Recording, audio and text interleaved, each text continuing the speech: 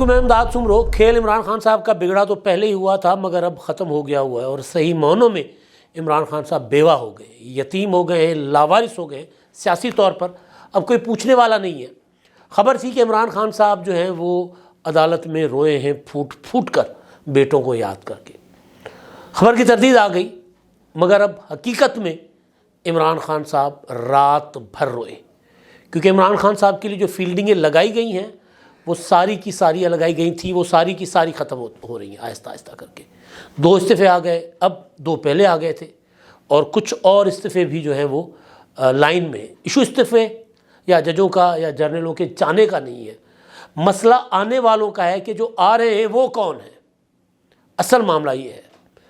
اب عمران خان صاحب کے لیے جو بندوبست کیا گیا تھا کہ جی فلاں ٹائم پہ فلاں بندہ آرمی چیف بنے گا، فلاں ٹائم پہ فلاں بندہ جو ہوگا وہ بنے گا چیف جسٹس، اور اس طرح کر کے 20-25 سال کا منصوبہ بنایا گیا تھا، وہ سارا کا سارا منصوبہ تلپٹ ہو گیا۔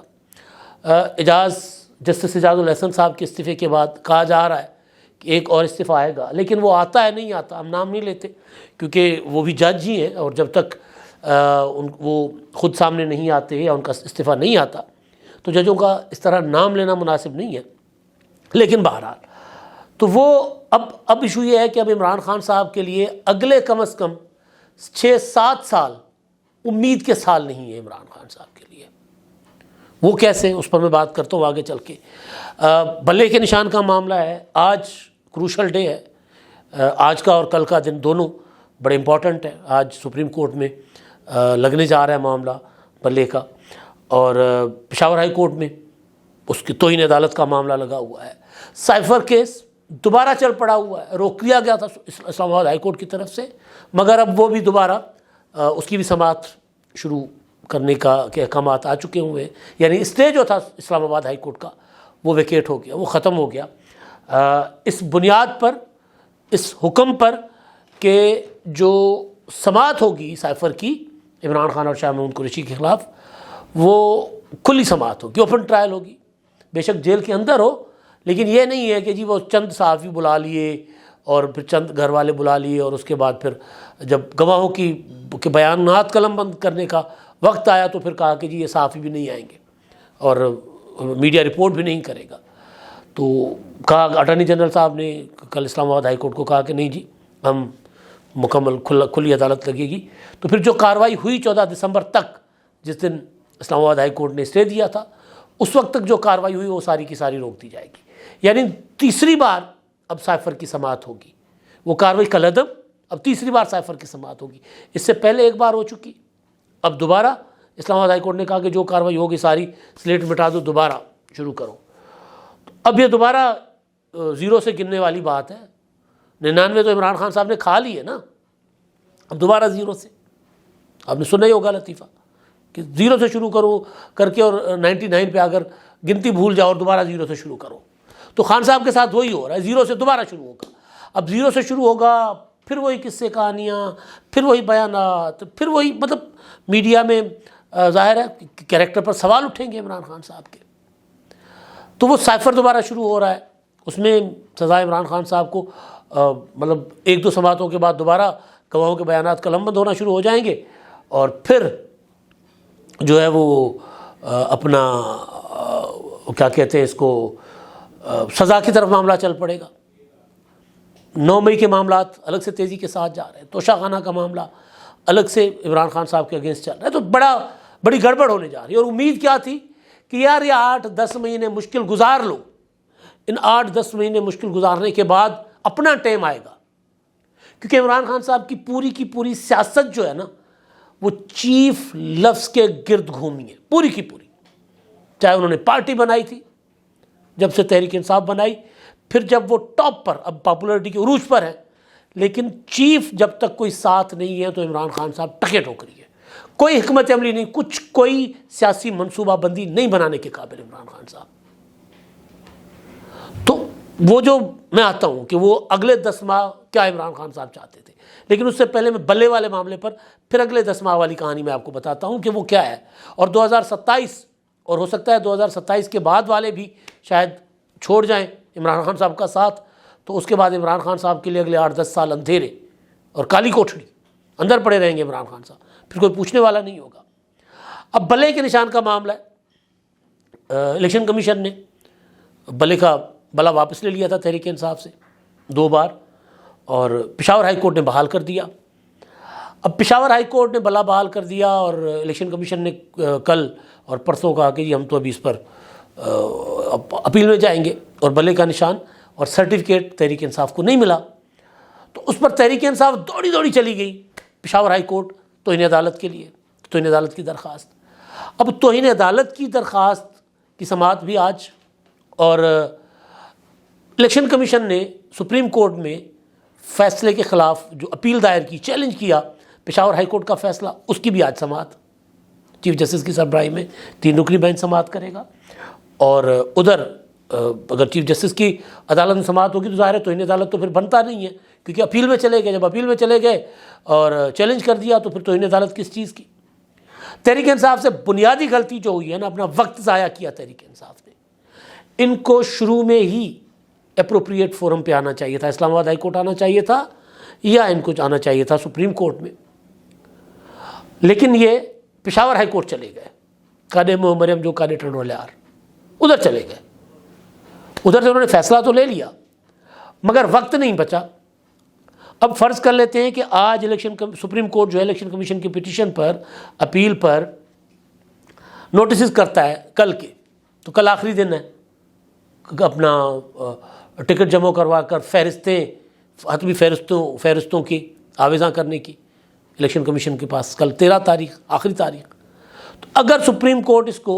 1 دن کا اپنا دے دیتا ہے، نوٹس دے کر فریقین کو بلا لیتی ہے سپریم کورٹ، تو پھر ٹائم تو نہیں رہے گا تحریک انصاف کے پاس۔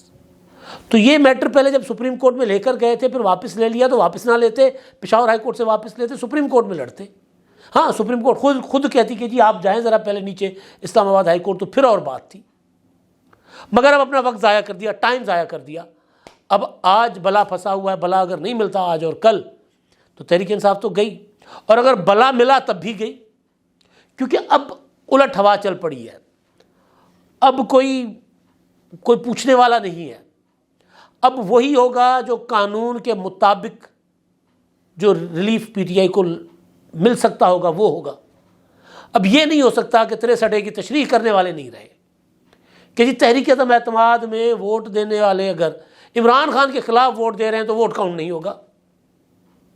اگر اپنی پارٹی کو چھوڑ کر عمران خان کا ساتھ دے رہے ہیں تو ووٹ کاؤنٹ ہوگا۔ یہ قانون بنایا تھا نا، جو چلے گئے اعجاز الحسن، اپنا مظہر علی اکبر نقوی، عمرتا بندیال۔ تو میں تو سوچ رہا ہوں کہ وہ رافعہ محترمہ ہیں، وہ میں جبھی وہ فلاں وہ جو فون پر کہہ رہی تھی کہ کم وقت مارشل لا بھی نہیں لگاتے نا، ان بیچاریوں کا کیا ہو رہا ہوگا، کیا حال ہوگا، اور پھر عمران خان صاحب کا کیا حال ہوگا، یہ سوچ کر کے یار مجھے تو اب اگلے اتنے عرصہ میرے عاشق جج تو نہیں رہے، اب کون مجھے پوچھے گا۔ تو بلے کا نشان ملتا ہے تو بھی پریشانی ختم نہیں ہوتی عمران خان صاحب کی، پھر کئی اور چیزیں ہیں، کئی اور صورتیں، دھند ہے، دھند میں ٹکٹ نہیں پہنچیں گے آروز تک تو کیا ہوگا، جنون دھند ہے نا۔ دیکھیں پورے صوبے میں رات کو، پنجاب میں رات کو شام کو 7-8 بجے کے بعد موٹر ویز بند کر دی جاتی ہیں، موٹر ویز بند ہوتی ہیں تو ساری کی ساری ٹریفک جی ٹی روڈز پر، نیشنل ہائی وے پر چلی جاتی ہے، ٹریفک کا پریشر ہے، دباؤ ہے، تو کیا ہوگا۔ تو یہ بڑا ایشو ہے تحریک انصاف کے لیے۔ سیفر والا تو میں نے بتا دیا، وہ تو بڑا سنگین معاملہ ہے۔ اب میں بتاتا ہوں کہ عمران خان کیوں روئے رات بھر۔ پلاننگ تھی، منصوبہ تھا، پروجیکٹ عمران خان کے ساتھ ججز لگائے گئے تھے، جرنیل لگائے گئے تھے۔ آتے ہی سب سے پہلے تو جرنیل گئے نا، پھر آہستہ آہستہ کر کے ججز گئے، کیونکہ ججز کو بھیجنے کا قاعدے و ضابطے ہوتے ہیں۔ جرنیل تو مطلب فیض حمید تھا، ان کو کہا گیا کہ یا تو سامنا کرو انویسٹیگیشنز کا یا گھر جاؤ، چلے گئے۔ ان سے پہلے ایک اور جج اپنا جنرل صاحب تھے، وہ بھی چلے گئے، چلے گئے جو عمران خان کی محبت میں مبتلا تھے۔ جب وہ چلے گئے تو پھر ادھر جو عمران خان کہتے تھے نا کہ جی مجھے اندر سے رپورٹیں ملتی ہیں، وہ رپورٹیں ملنا بند ہو گئی۔ تو ادھر مظاہر اکبر نقوی، عمر رضا بندیال چلے گئے، مظاہر اکبر نقوی چلے گئے، اعجاز الحسن چلے گئے۔ اب اعجاز الحسن نے اکتوبر میں بننا تھا چیف جسٹس، اور کوئی 1 سال کے لیے میرا خیال ہے چیف جسٹس بنتے اعجاز الحسن صاحب، 26 اکتوبر کو بنتے، اور پھر یہ تقریباً 1 سوا سال کے لیے تھے۔ اچھا، اب ان کے جانے سے ہوا یہ کہ اب چیف جسٹس بنیں گے اگلے، یعنی جسٹس قاضی فائزہ صاحب کے ریٹائرمنٹ کے بعد جو چیف جسٹس بنیں گے وہ ہیں محترم جسٹس منصور علی شاہ صاحب، دبنگ جج ہیں، لاہور ہائی کورٹ کے چیف جسٹس تھے، انہوں نے پروف کیا، سپریم کورٹ میں بیٹھے انہوں نے پروف کیا، اور سپریم کورٹ میں تو انہوں نے یہ تک ریمارکس دیے کسی مقدمے میں کہ یہ جو جج صاحبان، چیف جسٹس صاحبان جنہوں نے آمریتوں کو ویلیڈیٹ کیا ہے، ان کی تصویریں کیوں ہیں سپریم کورٹ میں؟ مشرف کو تو سزائے موت سنائی دی گئی نا، فیصلہ اپولڈ کر دیا، لیکن یہ تک ریمارکس ہیں کہ آمروں کی تصویریں، یہ ججز کی تصویریں جنہوں نے آئین توڑنے والوں کو ویلیڈیٹ کیا کیوں ہے سپریم کورٹ میں؟ یہ وہ جج ہے، وہ جب چیف جسٹس بننے جا رہے ہیں اگلے یعنی 10 ماہ کے بعد، اور ان کا ٹینیور ہے 3 سال، تو ان کے بعد پھر ایک اور جج آئیں گے، پھر آئیں گے جسٹس آفریدی صاحب۔ تو اصل رونا جو پڑا ہوا ہے وہ یہ ہے